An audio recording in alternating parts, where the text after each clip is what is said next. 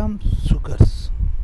నిజాం షుగర్స్ని బోధన్ జిల్లాలో నిజామాబాద్లో 1937 ఏడో నిజాం మీర్ ఉస్మాన్ అలీ ఖాన్ కాలంలో నిజాం షుగర్ ఫ్యాక్టరీ ఏర్పాటైంది.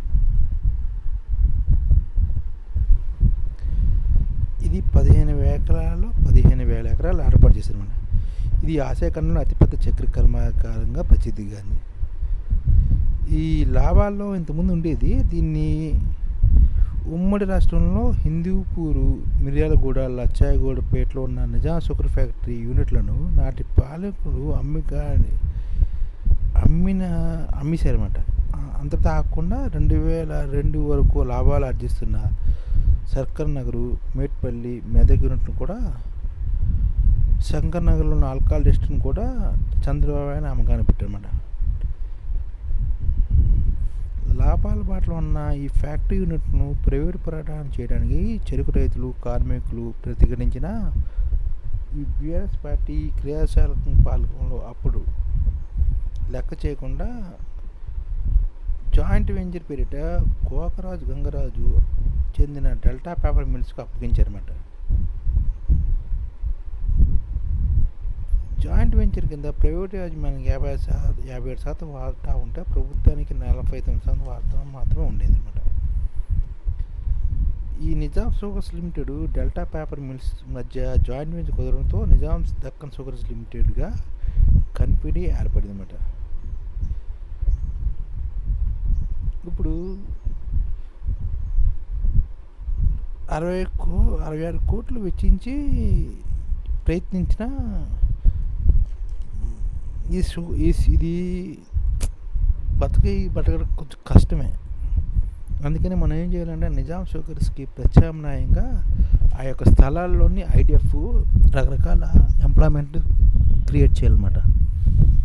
ఇప్పుడు గతంలోని 27 కోట్లు, మరోసారి 28 కోట్లు చెప్పిన రైతులు చెల్లించిన కేసీఆర్ ప్రభుత్వం ఈ విధంగా 66 కోట్లు రైతులు చెల్లించి వారిని ఆదుకుంది. 2015-16లో నిజాం షుగర్స్లో ప్రైవేట్ యాజమాన్యం చెరుకు క్రషింగ్ చేయలేదు. దీంతో ప్రభుత్వమే ఇతర ఫ్యాక్టరీలకు చెరుకును రవాణా చేసింది. ఆయా ఛార్జీలను ప్రభుత్వం భరించింది. కేసీఆర్ పెద్ద మనసు చూపి చెరుకు రైలు ఆదుకుంటున్న 2015 డిసెంబర్ 22న అర్ధరాత్రిన లేఆఫ్ ప్రకటించింది. ఈ నిజాం షుగర్ స్వాధీనాన్ని రాష్ట్రం చేస్తున్న ప్రయత్నాలకు పెద్ద అడ్డంకిగా మారిందన్నమాట. ఇక చెరుకు సాగు పెద్దగా జరగట్లేదు అనమాట. అది కూడా కొంతవరకు ఇబ్బంది.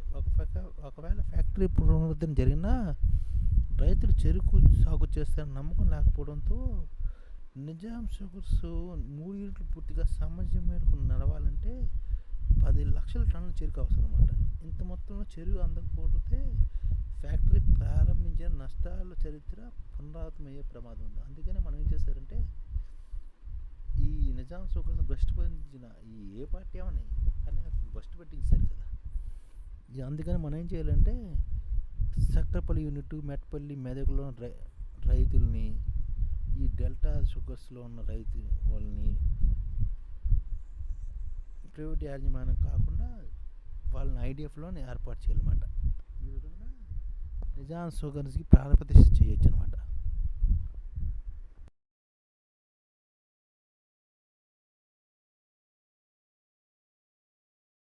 ఈ ఛానల్ ముఖ్య ఉద్దేశం ఏంటంటే మన తెలుగు రాష్ట్రాల్లో 1 కోటి మందికి సంఘటిత రంగాల్లో ఏ విధంగా ఉద్యోగాలు ఇవ్వవచ్చు, కనీస నెల జీతం 30,000 వరకు ఏ విధంగా ఇవ్వవచ్చు, ఏ విధంగా చేస్తే ఉద్యోగాలు సృష్టించబడతాయో వివరిస్తూ ఈ ఛానల్ వీడియోలు వస్తాయి.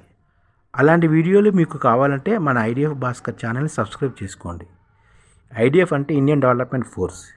ఈ వీడియోలు చూసిన తర్వాత మీకు నచ్చితే లైక్ చేయండి, మీ ఫ్యామిలీ మెంబర్స్కి షేర్ చేయండి, మరియు మీ ఫ్రెండ్స్కి షేర్ చేయండి. Thank you. నమస్కారం.